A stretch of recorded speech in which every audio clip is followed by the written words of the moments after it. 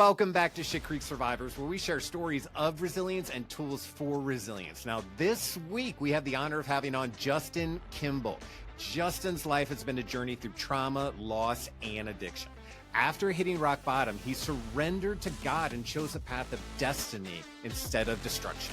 Today, he contributes to Gangsters for Jesus in a leadership capacity, an organization using public outreach in gang-affected areas to serve and inspire others. Recently awarded an honorary doctorate, his story is a powerful testament to resilience and transformation.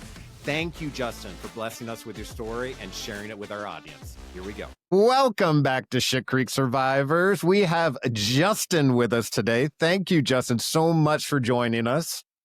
Hey, it's an honor. I appreciate y'all inviting me on. I'm excited to tell my story. Absolutely. Justin, I'm excited to meet you and hear your story. I don't know anything yet, so I'm going to be the raw attention seeking or whatever. You ask questions and stuff for the audience kind of thing, because I don't really know where this ride's going to go. I'm looking forward to it. Those are the best rides. So I had the honor of meeting Justin through Kevin, one of our previous guests. I actually got to meet him at a coffee shop here in town called Holy Grounds in Cartersville, Georgia. I hadn't been in there yet, but it's a really cool spot. It's a Christian, I think, based, themed, like coffee shop, but just really cool memorabilia in there. A lot of military gear, a lot of, just local type stuff. It was just a nice atmosphere and a cool environment to be in. Justin actually brought in another individual who I'll be introducing later. He may be a guest on our podcast as well. So this just keeps blossoming and blossoming. But I was explaining, to Justin before we got to talking that really today is just an opportunity for him to share his testimony and for him to, if anything, share his story. And if he ran into any roadblocks, what he used to get through those roadblocks. And we can go anywhere with that. So, Justin. Start with telling me about yourself a little bit. Justin, tell me. I'm 47, Army veteran. I just got labeled through college as a doctor. And where I'm from, there's no doctors. I'm in a ministry called Gangsters for Jesus. We go all over the United States and big cities, and we try to pull people out of gangs and get them on the right way. We are faith-based, but to help them, we don't require them to believe in anything. I'm married, got 3 girls, a stepson, a stepdaughter. All of them's grown but one. And our new daughter is my wife's Frenchie bulldog. For some reason, it believes that I'm its dad. Oh, really? Yeah. Yeah. Does it sleep with you, I guess? Hop in the bed, that quarter? Yeah. Those Frenchies are cute, but they're a lot of work. Yes. I don't know about that. I want a big dog. A big boy. He was American Bulldog. It's weighed about 120 pounds. But when I was moving, my sister was watching it, and something happened that I wasn't aware of. She got hit, but I didn't know it, so she died. So there's more trauma. Yeah. Exactly. Layers and layers of trauma. What brings you on here today? You got a story to tell us? Yes, it's a long one, but I can hit highlights because I'm like y'all. After 30, 40 minutes, I'm ready to go get more coffee or energy drink. So yeah. But I need like a timeout at that point to be like, all right, I gotta sort all that out before I can put any more in here. So I'm with you. So I am from Cartersville. September 10th, 77, I was born here into a family that was considered white trash. And lower level, middle class, have been there with the lights cut off, fighting roaches for your food, that kind of stuff. Because my mom became a Christian when I was 5, but my dad, he was atheist and hung around with a lot of bad people. Some of them wore cuts and rode Harleys. I'll leave it at that. And one of the first memories I have of my dad, I wrecked my bike and tore up the neighbor's fence. I walked through the house and he said, "You're a dumb arse." Slapped me in the back so hard that I shot through the door and landed against the couch. And I went and looked in the mirror. I had the welt mark on the back. And but if I told my mom, there's going to be worse than that. And the first memory I have of my mom's brothers, they got in a fight, and one of them cut one up, gave it 160 stitches, while the other one beat the one with the ball bat, and they both went to the hospital. Dang. How old were you? Yeah, I was sort of born into seeing that kind of stuff. How old do you think you were when you remember that? 6 years old. Oh, Can't wow. forget it. Mhm. Then my mom, she tried to be a Christian, but it was hard to live with my dad when he was an addict also. And there's always people playing poker, smoking pot, and crank and everything else. But she would leave and take us with her. But there's sometimes when she worked, we had to be there. So in the middle of that, you're seeing all this adult stuff, and you're like 6, 7. Mhm. I think that's normal.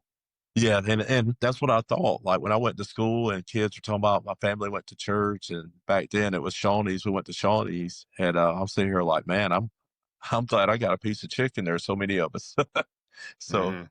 I looked at life different. I looked more like it's survival more than I did that I was supposed to be happy and joyful. And I was sort of like when he wasn't there, I was the patriarch, even at like 13, 14. And when I was 9, my first beer was Milwaukee's Best from one of my uncles. You know, That was the and same beer I actually had. That was my first beer, Milwaukee's and Best beer. I mean, me and Beast. some Yeah. buddies, we played ball together. The first time I ever smoked weed, I think I was 10. We was gonna play basketball, and I stole my dad's roaches out of his ashtray. And Mhm. my mom left him like probably 5 or 6 times. He would come back. That he would do good, and I can only remember one time in my life where he worked an entire year at a job.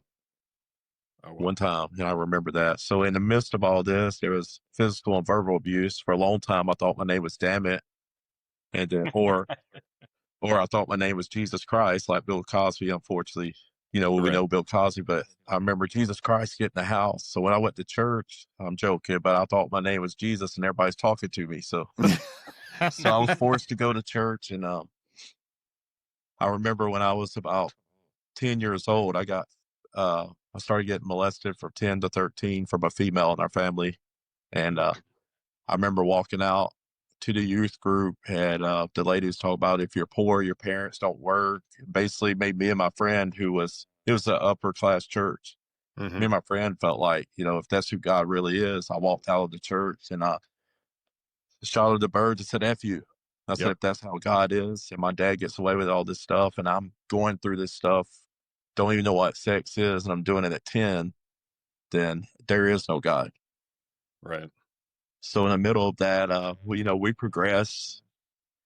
A lot of stuff we done is because everybody I hung out with came from broken homes, raised by grandparents or just their mom or their aunt and stuff like that. So we sort of had a clique, not a gang. Cartersville has no gangs, not when Right. I was growing up, but Right. um, I started getting into selling weed, and that progressed because of the molestation. I became hypersexual with women. I feel like if I got conquered by a woman, so now I know how to do this, I will conquer them, play the role, get what I need out of them, and move on to the next one. And it just came a cycle for me. Right. Wow. Then we go to ecstasy, acid, and shrooms, and next thing I know, I'm at strip clubs selling this stuff.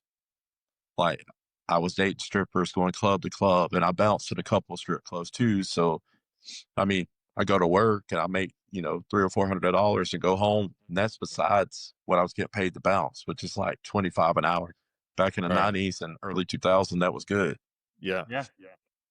And then my sister, she's adopted sister, and it's funny, but it's not. She used some folks, and I was driving some stuff for him. I never drove over anything over 2 ounces because I was young and scared. I mean, Mhm. I didn't grow up. I grew up in a white trash ghetto, but I didn't grow up in the ghetto. So I'm going into places like Bankhead Courts and places like that where you don't see white folks. Mhm. And I walk into an apartment, and this guy's got 3 apartments rented, and there's dudes with AKs at the door, and he shows me all this stuff and says they call me Tupac because he looked like him. And Mhm. I remember I said to myself, if I get out of here alive, it's going to be a miracle because they've asked people to do stuff for them before that wasn't good, and they didn't end up in the right place. If you know what I mean, Yeah. little under. So in the midst of all this, I like to fight. I wasn't good at fighting, but when you don't care about your life, you just fight whoever, whenever. And I would go to metal shows and like gangster rap shows and start fights with my friends. And I had probably 2 times ended up getting put in the hospital because the 2 guys I had with me ran, and I got jumped by 5 skinheads, real skinheads. And I took out 2, and I had a razor knife and cut 1. But when you got 5 people swinging on you and you can't fight, it's not good. Right. But I ended up getting my ribs broke, my nose broke, eye cut, chin busted. It was pretty bad. But smart as I am, I went back and we found them again with more people this time, and I got my lips back. But it doesn't. How do you say it? It doesn't. The vengeance thing or revenge, whatever you want to say, it doesn't. It does nothing for you. You're not satisfied. You want to find the next person and the next person, and it goes on. So, in the midst of all this, this is gonna blow some of your minds. My mom was a Christian, and I was heading to the strip club. Me and my friends, my girlfriend, she was about to get off work from the strip club, and I turn on my lights on my car. I'm 19, 20 at this time. My mom's in front of the car praying, and she didn't know where I was. She's in front of the car praying, said, God told me he's going to get in trouble tonight. And I didn't believe in God, so we went on, and when I got pulled over, they asked me if I had anything on me, and I said, yeah, I did have weed, but I gave them the weed I had. I'm like, man, I'm going to jail, because I've been to jail for like public drunk and stuff and nothing serious. And Right. they took it, and I won't say the name of the place that took it, and drove off. So I was like, there's my get out of jail free ticket. And I didn't go to the strip club because that night they had a little incident outside and somebody was shooting. So knowing me and my stupid friends would have been in the middle of that. Right. And in the midst of all this, I never progressed. I did crank. I got hooked up in crank, but I never went into like meth. Wasn't around. The meth that's out now was around when I was a kid, so it's crank. And me and my friends and the girls we were with, I'm talking about high class girls, not just white trash, Hooters girls that were very pretty. You know how they're paying their way through college Mm-hmm. and the good stuff. We'd all go hang out together, and you're seeing this tattooed punk rock looking kid with people who you never thought you'd see me with because of what we had with us. Rolls, you know, and the weed. I had a personal friend who had warehouses that grew it in the warehouse. Back then it was hydro, and Dang. all this stuff. Like they made crank. They had all this stuff. They made it. So I'll just go and open a brown envelope or a brown bag or whatever, how much I was getting, and take it with me, go to Georgia Tech and all these places. And I have it off of me by the end of the night. Right. But in the midst of this, and I'm very aware of this with everybody because I've had friends that done it. I was suicidal. I took a handful. I had a handful of sleeping pills and all kind of. I had Xannies, sleeping pills, Lortabs, and Percocets, a handful. And I'm 6'4", about 280, so it wasn't like my hand was small. And I got them in my mouth and took them, and I drank, I think it was half a gallon of Jack Daniels and threw them all up.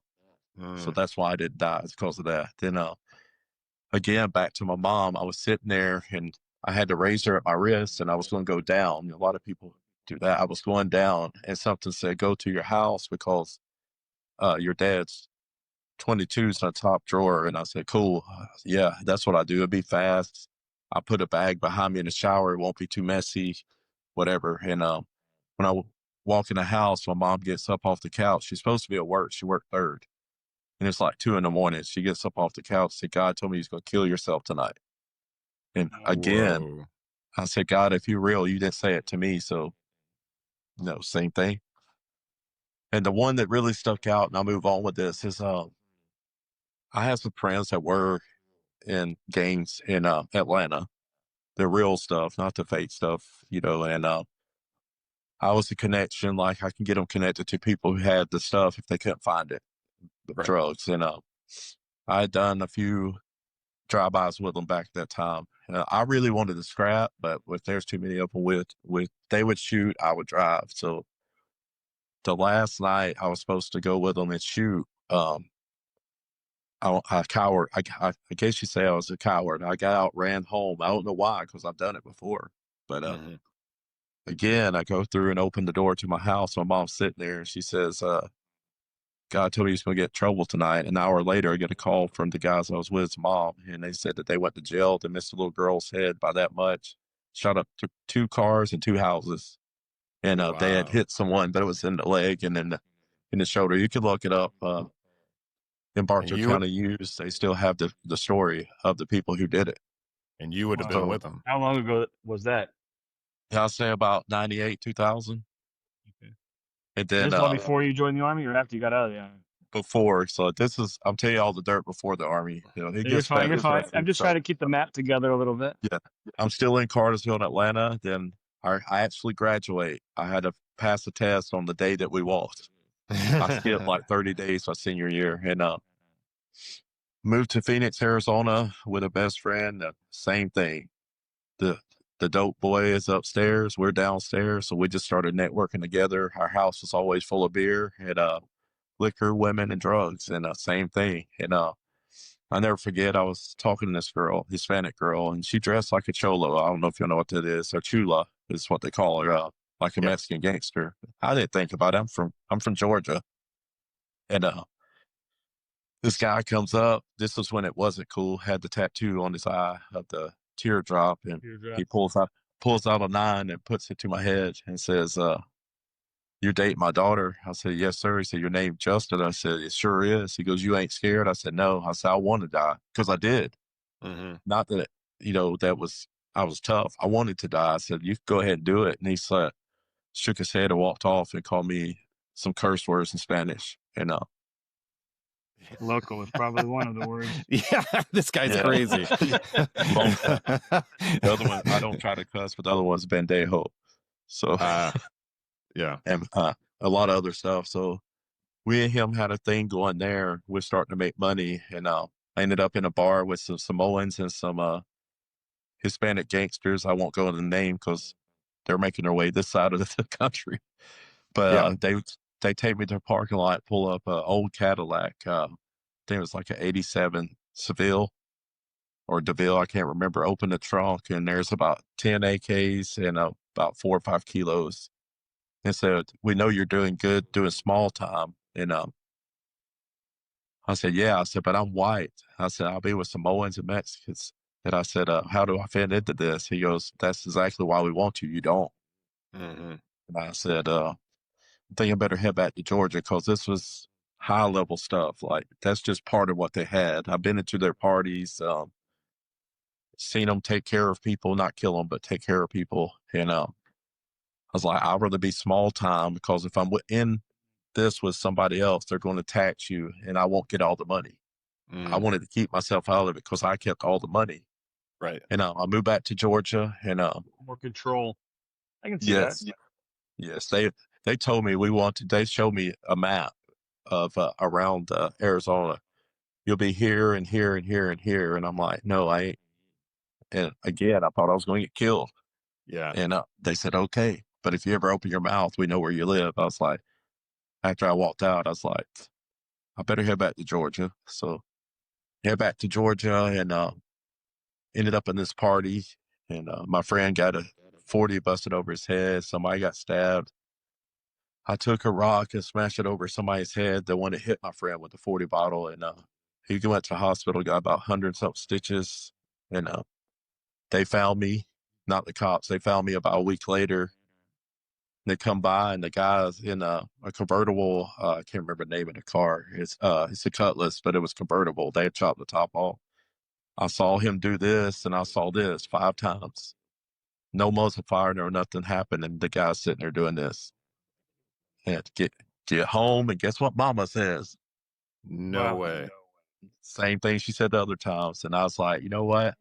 I'll try the church thing. I got sober for a short time, joined the Army, got married, had 3 kids. And Army culture, every day. I got to where I was drinking a case a day, 2 quarts of moonshine, at least 5 or 6 shots of JD. I guess because I grew up around rednecks, I like JD. But got deployed twice to Afghanistan. And what was your MOS? It was 13 Fox, and then I went to 13 Tango, Ford Observer. Then I went to artillery surveyor. But when we deployed, top or first sergeant comes up and says, hey, Kimbel. I said, yeah. He goes, how tall are you? I said, 6'5". He goes, how much you weigh? I said, 285 pounds. Here's your 240 Bravo. You're on QRF and you're on the convoys now. I was like, good. Because I didn't want to be a weatherman for the Army anyway. I saw enough to know that I was there. But what really struck me was seeing kids come in hurt, and that got to me, and elderly people that was just in crossfire or something. And one of the things that stuck out to me, I had to leave my second deployment and come back because my middle daughter's having surgery, and my best friend and two other guys it was a bunch of guys, but we're in the TOC, and a rocket hit and killed all of them. So I got survivor's guilt, and I was the one that went and told one of my friends, the friend that passed away, went and told his girlfriend, his little boy, who was 1, what happened. And that and the trauma built up from the past and how the Army gets your anger and pushes it towards your goal, do this and that, run like hell, like you're kill, all this stuff that stereotyped. I was wanting to be that person. And I tweaked my knee before I left, and it gave me 90 days worth of Percocets. And Xanaxes, all that I was supposed to be getting for meds, it gave it all one time instead of every 2 weeks or 30 days. And me and the medic had this thing going. It's like, hey, bro. He's like, yeah. I was like, I'm getting 2 gallons of liquor every week sent through the mail. I said, you write me for this prescription. Our friend is coming in, and he's bringing in hashish from the Afghans that worked on base. I said, let's just start turning a profit. And he said, that's a good idea. He said, I'll prescribe you 40. I'll keep 10. You sell the rest. We'll split the money. I said, well, how about we charge $20 to $25 a shot of JD and Jim Beam? But we worked it out where I sent $6,000 extra home from Afghanistan. Okay, cool. And that was just making money on the side there. Yes, and not only that, when we moved back, my wife my ex-wife, she knew I drank, but it was like 6 beers in, I would pass out. And my friends would be there at UFC night. We had UFC night, whatever, just an excuse to get drunk. And I remember I was wanting to quit, and I went to the car with one of these guys, and I sniffed a Zanny, snorted a Zanny, snorted a Zanny, and I went in and sat down on the chair and passed out. And when I woke up, I was the same as that place with, the snot and the mucus with a little bit of blue in it down on my shirt, and same beer, and everybody's gone. And it kept, that same scenario kept. And I did get in trouble a few times because in the midst of this, my temper was like top level. Yeah.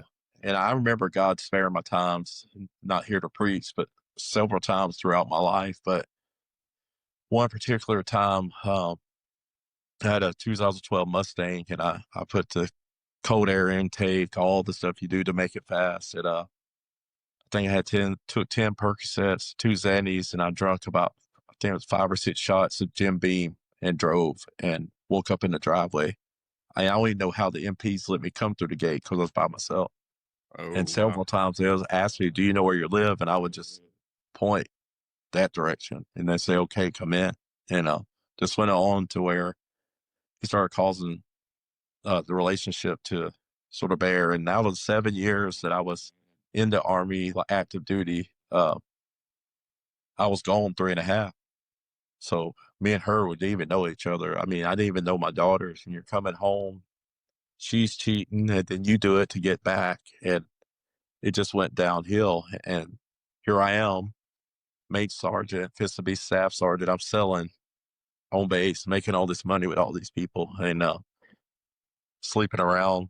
Like she was sleeping around when I deployed. I thought, well, I'll do it when I get home. And that was justified, and man, it just got to where I still didn't turn to God.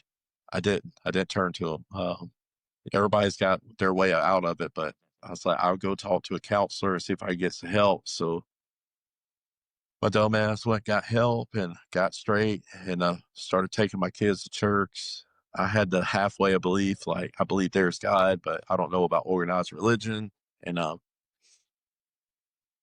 me and her, I worked at a prison in Alabama for a couple of years. It was terrible. I mean, I saw more blood there than I ever seen when I was deployed. And Yeah.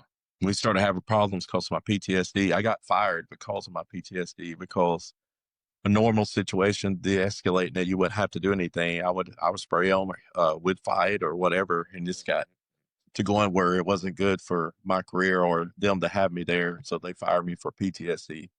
Said I Really? couldn't handle it. But they didn't know I was slowly starting to take pills again. I was starting to smoke weed again, drinking heavily. And what's crazy, the church I went to, they asked me and her to be the youth pastors, and I didn't really believe. And I was like, y'all, I said, like you said, I was like, man, I said, I'm white trash loser from Georgia, and y'all want me to be the youth pastor for some kids that I know nothing about. I said, I only know about the Bible. Right. So I sort of just stepped back, me and her separated, and this is what blow your mind. It's crazy. I laugh at it now. Me and her got into it. She scratched my face. I got in the Mustang. I drove, forgot my wallet. I drove to the gas run out. I walked for 12 miles, went to got some water it was at a Dunkin' Donuts. They had the little thing outside the faucet. Started drinking the water, and I walked 12 more miles.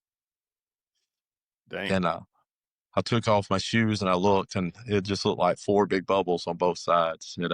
I got where I couldn't walk. So somebody called them and told them I was going to kill myself because I was out of my head because I was messed up. I was talking crazy, Right. and they 1013 me. And I'm a big teddy bear now, but when they took me into the hospital, like they handcuffed me, my legs and my feet to the bed, and then strapped me down before they gave me the shot because somebody called and told them that I was very violent, and I wasn't. I was tired. Right. I couldn't do anything anyway. So, and I had smoked a blunt before they come and pick me up. So, I was relaxed. I wasn't mad anymore. And Yeah, but so in they an took me instant that in. could change. Yeah, yes. But they let me You out, and kind of I went. can't blame them with your size. I mean, I don't know. Well, now I'm just fat. 5 years of marriage and hot wings, and every now and then a drink. I don't do it like I used to, but my recovery is more from pills than alcohol because I can live without it. It was the pills and the weed, medicinal weed, all that. You can argue about it. I just know for me, if I smoke it, it makes me want to go to psychedelics. Psychedelics makes me want to go into the harder stuff. Right. That's why I don't smoke weed. But me and her got into it so many times, and to cope with it, instead of hitting her or cussing her, I would go outside and I would pop. They gave me medication, so I was supposed to be on Xanax. Instead of popping one, I popped 3. It built back up, but I was able to work and hide it. That was the problem with me. I could hide it because I would just do enough when I got off work. Then that's when I would pop a handful.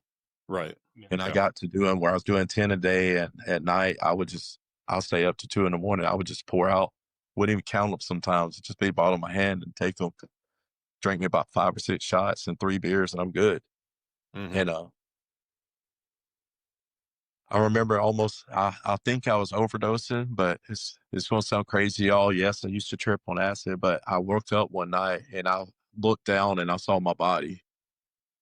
And I think I was dying because I could see my body, doing the shapes and stuff. And then all of a sudden it felt like I fell like from 2 stories and hit, and I jumped up, and my buddy, because I was trying to wake me up, he said, you Really? wasn't breathing. And I was like, well, I said, wherever I was going, it wasn't good because I got a bad feeling. when I was up there, I was like, man, I'm going to hell. And I was like, I don't even really believe in that stuff. And so moved back to Georgia. Me and her try to work it out, and we go to a club, which is the worst thing, to see my friend's band play. And of course, I'm drinking. Yeah. I think I had popped like 5 or 6 Xannies and 2 Percocets, and I was drinking heavily. I don't know how I was even functioning because it got to the point where I could take probably 20 and still walk around like it's nothing because the tolerance had built up. Right. And me being the big guy, people was they would try me up sometimes. Like I would be by myself at a bar sometimes. It's like come up and pat me on the back, say, you think you're tough. I never wore anything about me being in the Army. I never bragged about being in the Army. I never said I killed thousands of people or nothing like this. But every now and then in a bar, there's that one guy who wants to test you. And the guy shoulder blocked my wife and come by and shoulder blocked her. I was like, he's drinking. I told her, just let him be. She went to the bar to get me it's a 2-drink minimum for each person when you go to the bar. So you could buy 10. So she would go get her 2 and me 2 and give me 4. And okay. so he come up and did it again. And I did MMA for about that long. So I knew a little bit, not enough to, be a fighter. But right. I don't know why. I grabbed his belt and I thumbed him in the throat. And I picked him up above my head and dropped him. And the drummer looked at me. That was my friend. He said, I felt that through the drum. You need to go. So we leave and I go to jail, Cobb County, and get to court. This is why I sort of started believing in a higher power. Mine is God. It's Jesus. And that's just me. I'll stand on that. I will fight on that hill till I die because he helped me. Get to court. I said, God, if you're real, you're going to help me because they're going to say it's assault. Go to court. The judge is an Army Ranger, retired Army Ranger. And my lawyer was retired infantryman. And they watched the video and they said, we'll let you get NOLO, which is you don't get the charge, but it's like, it's not on your record, but it is. Mm-hmm. So I had that. And one thing I tell you, I have a first-time offender also in between this where a guy pulled a knife on me and I crushed his face with a metal napkin holder. And they gave me first-time offender for that. Yeah. So remember these 2 charges. This will make sense here in about 10 minutes. So we divorced. I caught the same guy that I beat up when me and her was in divorce court. He come and put his arm around her because he was mad because she was with me and not with him, and that's why he did what he did. So, yeah. So in between, something happened before too. Yes. Oh, and, wow. That's one heck of a way to find out he's a Jody. She's married to him now. It's like Jerry Springer, you know what I'm saying? Yeah. But I know I'm monotone, but this is how crazy I got. When me and her separated in between this time, I knew she was with someone, so I started doing the whole womanizing thing again. I had it under control for a little while because I would get so messed up, nobody would be around me. Even my friends sort of, left me. And started sleeping around. I got in a fight at the Masquerade in Atlanta with a couple guys, and they let me go because, the mosh pit thing. I'm 40 years old getting the mosh pit, so that tells you where my mindset's at. Yeah, and I knew the bartender. It was a girl. I knew her, so I would go up there and buy a PBR, and she would give me 3 more because they never sold it. So I'm up there wasted again. I'm with my high school sweetheart, and she had went to the Navy. I went to the Army, and this is the first time we're back together. And I had 2 quarts of moonshine that I had in my car in between bands. Would go and hit the moonshine. I said, I'm not spending $300 at a concert. So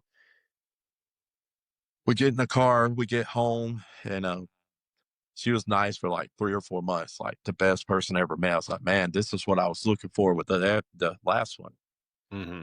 We get home, and she gets on the couch. She says, I'm going to drink a couple more beers. I told her I'm laying down because I get up at 6. It's 3 a.m.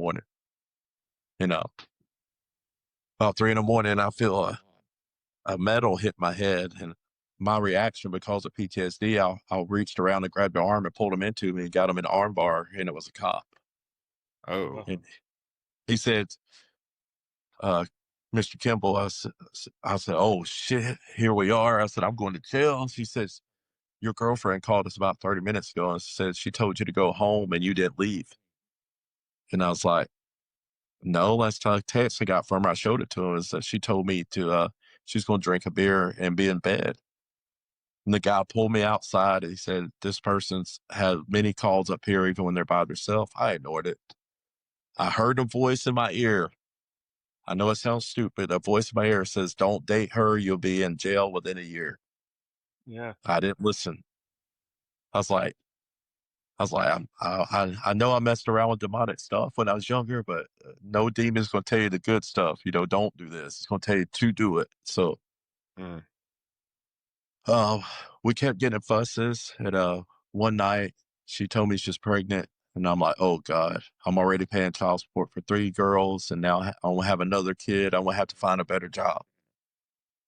And we broke up because she was toxic. I was too, but not to her, just to myself. Like I was killing myself. And I got on my Harley, and I had a 2012 Wide Glide 1600, and I pegged it out coming down the road where I knew a bridge was. And right when I get around the curve, it's a mile straightaway. I was going to hit the bridge, pegged out. That's what I was saying. I had it red line about to hit the bridge, and had an earpiece in, and my daughter called and said, I don't know why, but I was praying for you, and I feel like I'm supposed to call you. So I stopped the bike, and I don't like saying the word, but I bitched out.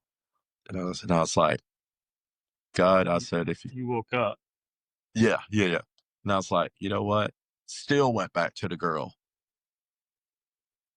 She had a 9, and at the time I had a little snub nose that I would just carry in my pocket when I was riding a motorcycle. And me and her got into it one night. She said, I just wish you would die. I was strung out, man. I wasn't thinking. I grabbed her gun, not mine, and put it in my chest, and was about to pull the trigger, and phone rung, and it was the VA. Somebody told us you were going to kill yourself tonight. I hadn't talked to nobody in 2 or 3 days but that girl, and she was right in front of me. Oh, wow. Then we get, Probably your mom. I get home. She breaks up with me. I'm like, cool. I said, good. This is over. I don't need this, this drama, this toxic stuff. I said, I need to get myself off this stuff. And I was going to counseling. I was doing the NA and all that stuff. And it was like wasting my time because I knew that I wasn't going to quit. Right. And if I cry here, if you don't like men crying, we could talk somewhere else. That's what we do, man. That's what we do. Yeah, she called me and said that she lost a baby. So I wanted a son, and I wanted a son named Isaiah. That's what I wanted. Isaiah Thomas, I used to love him in basketball. And the Bible, I loved Isaiah too. Just the name, not the book. God whispered in my ear that night again that you're going to have a son named Isaiah. I was like, whoever that is. I looked at the guy sitting next to me at work and said, if you say that again, I'll slap you. Because I thought it was him talking to me, or it was the drugs. Take her to the hospital, stay with her, clean up her room, her apartment. I didn't live with her. Cleaned all the stuff up for her, did all the right stuff. And I was vacuuming, and the purse fell, and it said Atlanta Abortion Clinic, $995.79. She had abortion behind my back and told me it was a miscarriage. And I lost it. I didn't hit her. I got in the car. And as I'm leaving, she was toxic. She run and jumped in the car as I'm leaving. And we get to my mom's. And again, she's on Adderall and all her stuff. And I kept my pills separate from her. And we just fought all the time. We get to my mom's, and she says, I know that you've been sleeping with a psychiatrist at the hospital. I was a security over hospital. It was all veterans. And she was right, but she scratched my face. And I didn't hit her. I put my palm on her shoulder and pushed her off of me. She wasn't a small girl by any means. And I ran in the house. Police come.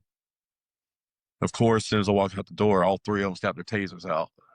And I was like, no. They arrested me, and they told me and her not to stay together. It's like, cool. I won't be around her. Dated somebody else. She was Colombian.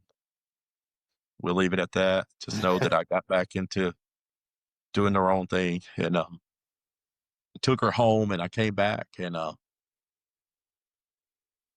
she pulled up in the driveway, and I triggered. Like when the way she pulled up and called me on the phone, said I dropped the charges. The magistrate has dropped the restraining order on both of us. It triggered me because I never really had to do any time. It's always I got 2 or 3 days and out. And Right. she pulls up and says all this cute stuff, and I was like, well, I just want my stuff because I left a couple of Army memorabilia at her house, and she left some stuff with me and from the Navy. It was just, hey, let's keep each other's stuff so we always be connected. Stupid stuff. And at this time, we're still doing all this heavy metal party and stuff and hardcore rap. She liked baby music, but I'm talking about like Jeezy, stuff like that. Mm-hmm. But when I get there, I get in the car. She goes, "I want to kiss you one last time." I said, "Hell no, you ain't kissing me." And I said, "You can kiss me on the cheek." And she said, "Okay." And she clamped down so hard it started bleeding. And I took my two fingers, I hit that nerve behind your ear, and there's one in your jaw right there, about 3 inches from it. That said, "You're going to let go if I press it hard enough." And I did, and I ran in the house and told my mom, I said, "You call the cops," because I was actually picking up my girls to go home with me. Mm-hmm. And before I even got out of the car, there's already police pulling up. I said, "Shit." I said, "This is going to be a felony." I told my mom, I said, "Take my VA check." I said, "You keep all the child support for the girls because I'm divorced." And I said, "Put the rest on my books and I'll be okay."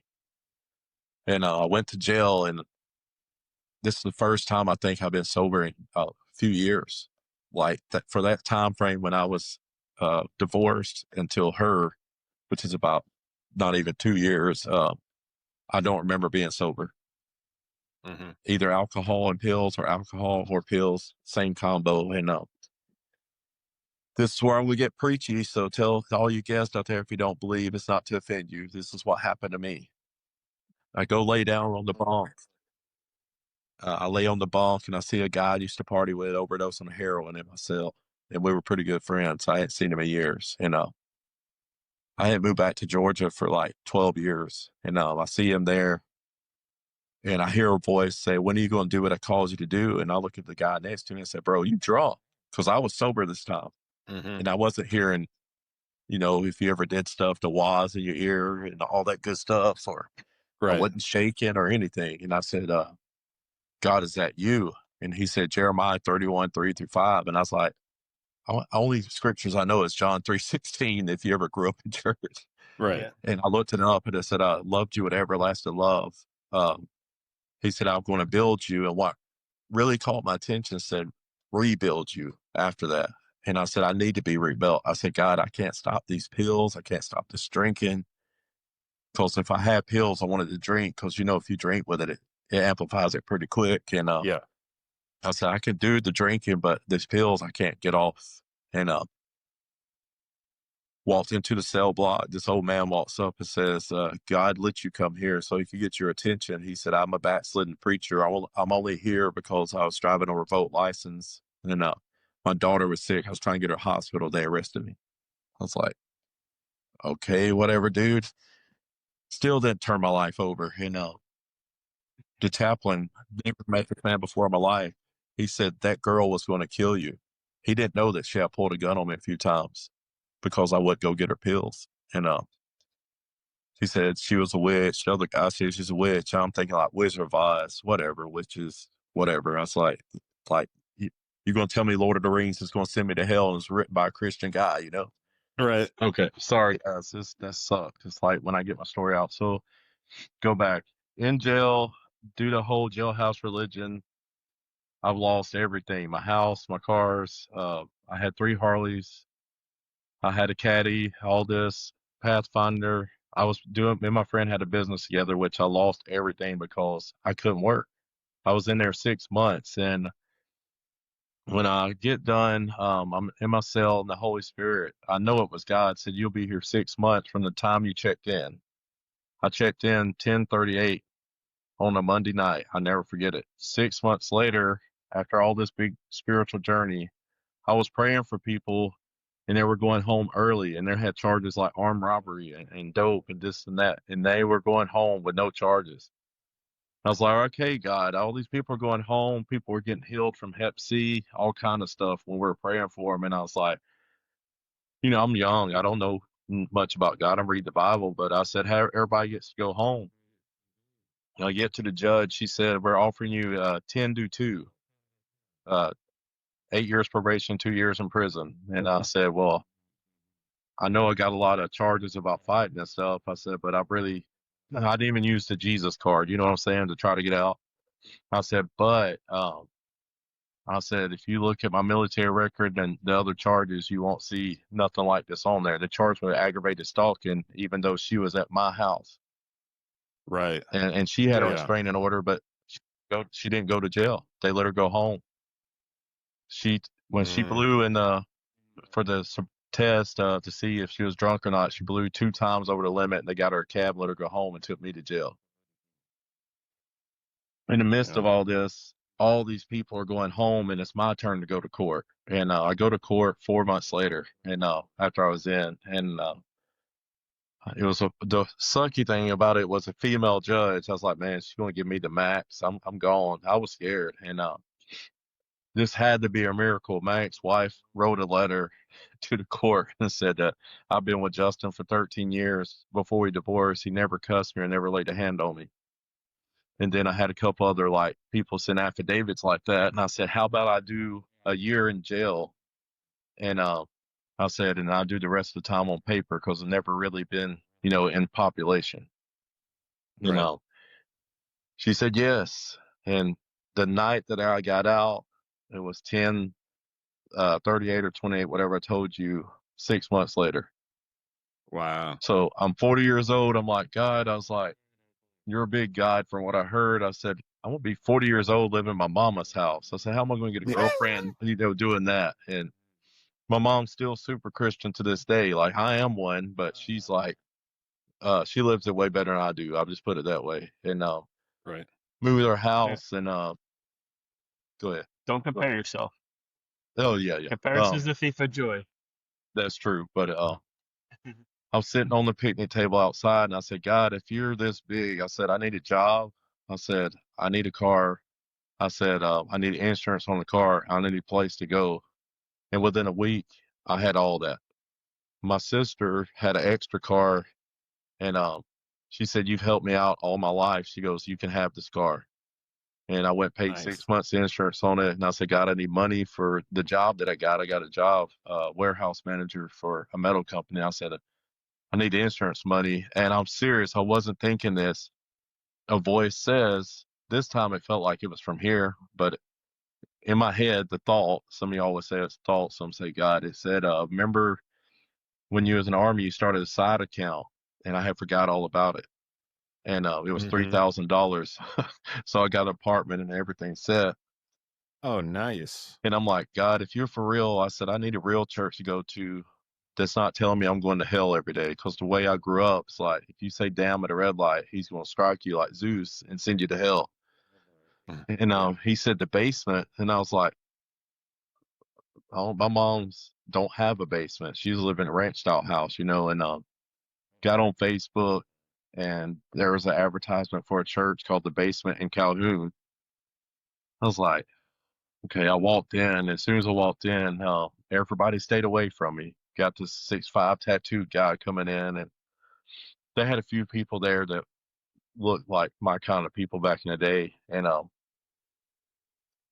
when I started going there, the cravings, like I didn't do pills, but I still had the craving, like something bad happened at work. You know what, man? If I had a couple pops, a couple footballs and a beer, I would be good. And the thought was there, but the craving wasn't. The physical craving was gone. It was just the thinking. And this pastor walked up. He said, I don't know what you're going through. You need to read Romans 12:1-2, something like that. And it said, renew your mind by the washing of the word. And I started reading the Bible and and the less I thought about it. And I was like, it can't be this easy.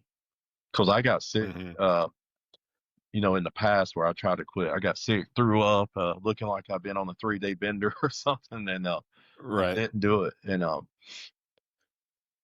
I left there to another church, and this was when things just start falling in place. Like my reputation in Carsville was ruined, so I didn't come back here for probably 6 or 7 years. And I started going to another church and heard this voice again. I was praying for a wife, and I was like, I want a wife that loves God more than she loves me. And then I think everything else will fall into place. I'm still dealing with PTSD. I'm still on the meds, still wrestling with stuff. And he said, the voice said, your wife's right around the corner.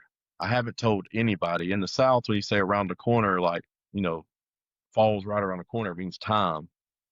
Yeah. This old lady come up, said, your wife's around, when I first started this other church, said, your wife's right around the corner. And I was like, so I don't know this. I didn't even know the lady's name. So I saw this beautiful white Hispanic woman walk in, and I was like, going to get her number. And I saw this hairy dude that looked like, Grizzly Adams. And I was like, man, she's got a man. And somehow we end up getting talking. It's her son. And we start dating. And I said, when you come to church, I was at another church doing a revival, giving my testimony like now, but more exciting. She said, where do you sit? I said, I sit in front of the sound booth. I saw you a couple weeks ago. I said, I'm at another church speaking. She goes, well, I sit right around the corner. And everything that was said sort of like popped in my head. I was like, man, I said, I ain't tripped in years now. So what's going on here? I told the pastor, I said, hey, man, I used to do drugs back in the day. I said, I've been sober for it's about a year I was sober. And I was still drinking heavily, but I didn't get to the pills from there. I didn't want the pills. And he says, do you believe God can speak to you? I said, well, yeah, I do now. And he started laughing. He goes, well, maybe she asked her on a date. I was like, bro, I ain't dated. Yeah, I was like, bro, I ain't dated. I've never dated sober. I haven't. I never dated sober. And I said, I don't even know what to do. So I really went online looking at these women's calls and stuff, how you're supposed to treat a woman. Like my sister showed me how, but I'm reading and watching like little TikToks of like open the doors and do this and that. And believe it or not, like it's like we fit perfect. And I said, God, I said, I never finished my degree. I said, I went to the Army. I said, I dropped out of college twice, drinking, doing drugs, strippers, blah, blah, blah. And I graduated with a 4-year degree. Science of religion means you can teach in religious schools. And then very cool. These schools are saying, we give you second chance if you've got in trouble before, if you've been clean this number of years, this and that. And I said, even with felony, I said, I got one. And they said, yes. When they do the interview and stuff, oh, you'd be a great fit, but the parents ain't gonna let you come here and teach because you got a felony. It's violent.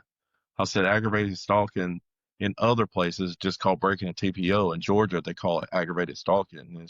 They didn't care. Mm-hmm. So I was like, God, I need a good job so I can make more money. I'm getting married. It's not me in a little efficiency apartment now. I said, I went from owning a house to living in a pay by week, And right. I said, this is where it gets good. Like the drug part's cool. The shooting at, get shot at, explosions is cool, but this is cooler to me. So I get the degree and they asked me and her to be youth pastors. And we started with 5 kids. And because I was just straightforward and raw, I'll never forget a kid jumped up whose mom been deported and his dad was in gangs in LA and they moved him out here. He jumped up and pointed in my face, a 14-year-old kid, and said, if you're not real, I don't want you in here. And I said, thank God, that's the only thing I got left is being real, man. I said, I'm not fake anymore. I used to be. And we went from 5 to like 73 for a while. And it's a small church. Like we couldn't even fit them into where we're at. We had to go to another building to fit them into. And from there, God said, I want you to go back to the places you used to go and share the gospel. I'm like, oh, God, I ain't been in the ghetto since I was a teenager. After the Army, I didn't go back to those places I've been. And I remember I walked into Chattanooga, blood territory. If you believe Chattanooga's got bloods, I do. I walk in and this lady, the tenant window, she walks up, drives up with a window down. She said, you know where you're at? I said, I sure do. And I know it sounds mean because of what I've been through. Nothing scares me now. Like, especially since I got faith, it's like, oh, you're going to kill me? Cool. Whatever. Right. Like I've been through stuff where I wasn't in danger before. And she goes, you know what color you are? And being a smart aleck, I looked at my arm because it's black and white tattoo. I said, I'm black. And this dude rolled down the window and he said, he was the OG, if you know, the guy runs the block there. He said, he said, look, man. I said, what's up? He goes, what you really here for? I said, I want to tell you what. I said, I'm here to spread the gospel, help the people with food and clothes. And if you kill me, there's going to be 10 more like me to come behind me to spread the gospel. So which one do you want? He shook his head and looked at me in a like surprise. He's like, "You're one crazy white boy." I said, "No." I said, "When you've been through what we've been through," and I put him in the conversation. I said, "When you've been through what we went through, you know you want to help the elderly and the kids, and that's what I'm here for." He said, Wow. "Back in the day, I probably shot you." I said, "Back in the day, I wouldn't even be here." And I became friends. This is how God did it. I became so good of friends with this guy. He's OG, original. He was one of the originals there. They call me certain times saying so and so needs food here or so and so needs this and there, and I still go into the neighborhood and give out and share the gospel with them. So in the midst of all this, with these kids, they turn me on to Christian rap and Christian metal, and I was like, Christian rap, Christian metal. So the stuff I used to listen to is talking about killing the devil and all kind of stuff. And Mm-hmm. I saw this interview with a guy called Isaiah Blanca's gangster preacher, ex-cartel member who's a pastor. And I see him in this interview, and this voice says, "Hey, I think you need to call him." And I was like, "Man, he's on like CNN, CBN, Christian Broadcasting, that all this." I said, and they put Right. his website at the bottom. I called him, and he said, "God told me that you would call a guy would call me, and we walked shoulder to shoulder together." So I joined. You can't see it, really, Gangsters for Jesus. It's Oh, I all love it. ex-cartel members, prostitutes, addicts, whatever, and we go into the streets in El Paso, LA, Memphis, Atlanta, in Cartersville, wherever, and share the gospel in our story. And again, we share the gospel, but if they're just there to eat, we still feed them. If we got clothes, we still give them clothes. Yeah. We've had Muslim people, gay people, whatever to come up. We share the message of God in love, not chop, chop, chop, you're going to hell. And Right. even if they don't decide to do that, we still serve the community. And Yeah. we've got a good name. And with some churches, we got a bad name because we don't, we're not about our platform, how good we're doing. And so this would go back to where I'll relapse. And this is where I give everybody advice. The first night I was supposed to actually preach, a guy I used to run with called me up and he said, "I'm coming to your house." And I said, "Okay." I said, "We stand outside," because I didn't trust him. Mm-hmm.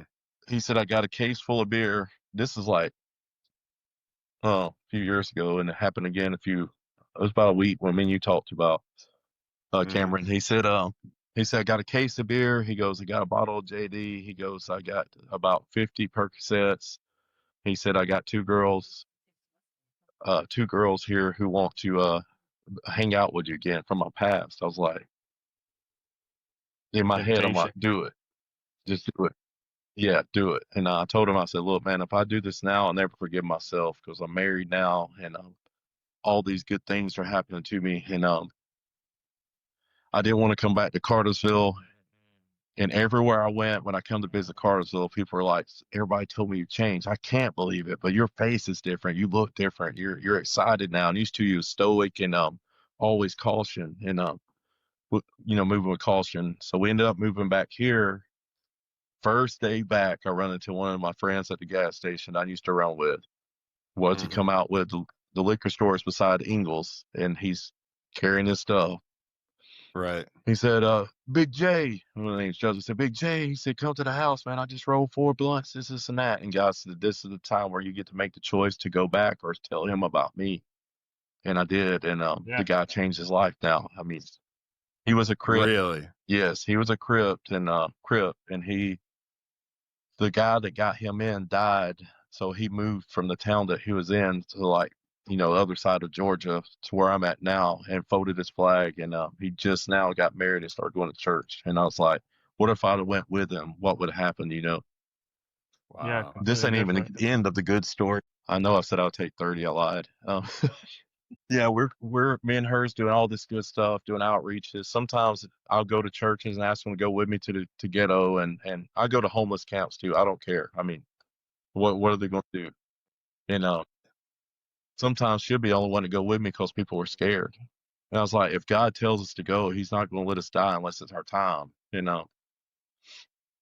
I said, "God," I said, "I don't want I was going for a doctorate in religion, and I said I don't want to go back to school, but I said, now we're over Gangsters for Jesus Georgia chapter. I'm getting to speak. I'm about to start writing a book next year. I have a ghostwriter, and all these things are falling in place. I said, but I want to go back to school. And their voice, I don't hear this constantly.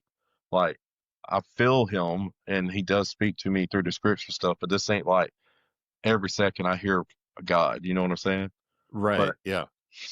he said, don't go back to school. I'm like, cool. So we did about 5 or 6 outreaches here, and I was like, good. I said, I was tired of writing papers anyway.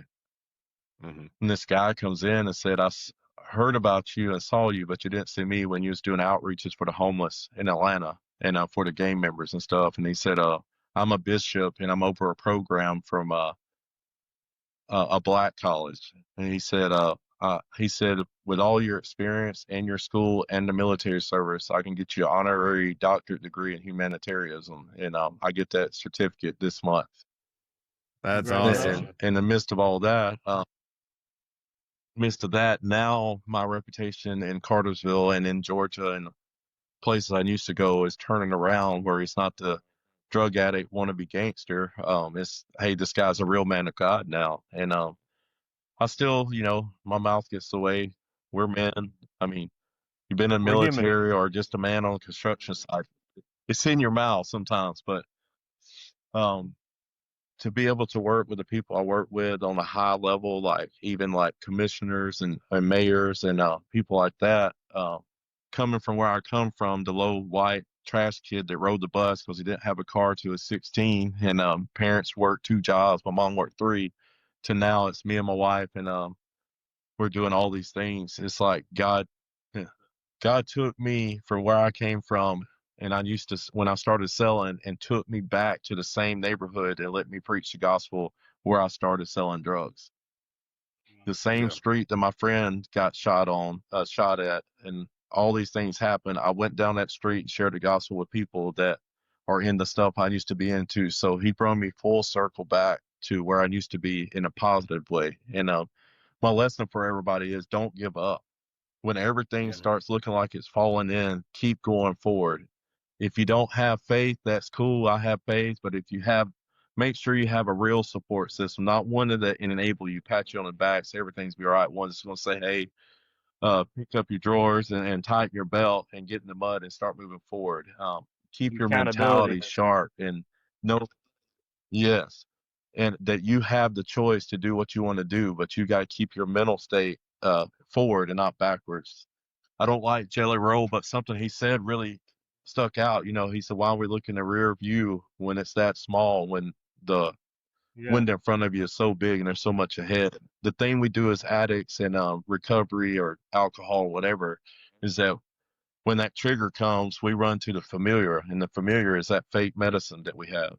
Mhm. When you find somewhere to put the emotions into and how to get them out, and mine's praying and meditating on the word, that's when I know that I won't go back because I have somebody or something to lean on. And we all know change the people, the play things in the playgrounds, that don't always work. You're at work and you're next to an addict and he's sitting there and offers you something. Your mentality, the strength of your mentality, emotional intelligence, look it up. Emotional intelligence is where you can control your emotions. Those Yeah. triggers are roots inside. The something that happened to you in the past usually is what pushes it into addiction. You have to find that Mhm. root, no matter how you decide to get it out. Again, mine was God. He showed me things that happened to me that I never forgave people for, or I Hmm. still didn't let go of the pain. And once I started getting that out of me, is when more I did it, the more I want to stay sober. And Yeah. there's a scripture in Galatians, and we'll end it here. I won't say the whole thing, but basically it's like the two dog theory that you heard before. Two dogs fighting all the time. Which one wins? It's the one you feed the most. Mine in Right. faith is, if I'm always feeding my faith, then that false dog or negativity, demons, whatever you want to call it, false energy is it can affect you. And I've been preaching now steadily for this coming, this will be 7 years in September, be 7 years. And the first thing I mentioned to everybody, for everybody today, my last statement for real, third closing of the sermon, at the third closing is I never read in the Bible anywhere where God said he makes junk. Every person on this earth has a purpose and a reason and something to live for. Even when you don't feel like it, there's a destiny for you. But today you have to decide, is it destruction or destiny? Every time I get tempted now, is this going to be destruction in my life and the people around me, or is it going to be destiny? I don't even think about suicide anymore. I used to every day. No, I ain't going to say it didn't cross my mind in the last 7 years, but I always remember destruction or destiny. Which one you're going to walk in? And I'm 47. I'll be 48 next month, and I'll be damned if I'm going to go back to some trauma that happened to me when I was 10 and let it control my life anymore. Correct. Yeah. And that's where I am now with my walk and addiction and stuff. I don't go to NA. I'm not saying stop going. I don't go to AA or meetings or nothing. When I feel the pressure coming in, I got my pastor, my wife. She understands where I come from. If I feel like PTSD is coming back, I haven't had an episode in a while, a dream I've had maybe this year, but as far as like freaking out and having to isolate myself, ever since I've really put my faith in God, it don't happen that often. Yeah. I used to wouldn't watch a war movie. And I've been watching them since I started going to church, like the history one, like Band of Brothers, stuff like that. I've watched and it doesn't Right. affect me. It's all because Jesus Christ. Jesus is the reason I'm where I'm at. If you have to use the 12 steps, just get out of it. But Yeah.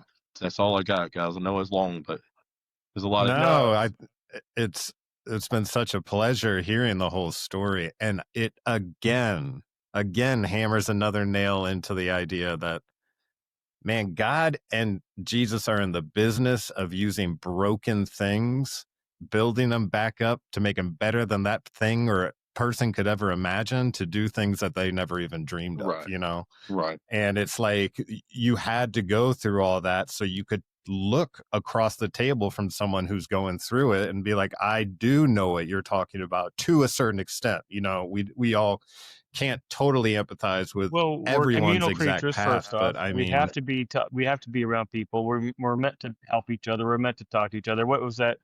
If we stop worrying about being loved, being comforted, and being cared for, and just started loving, comforting, and caring for other people, then pretty soon everybody will be loved, comforted, and cared for. But you're not trying to do it selfishly. That's right. You're to project it outwards and help each other, and that's the purpose that we all have, even when you feel like you have no other purposes.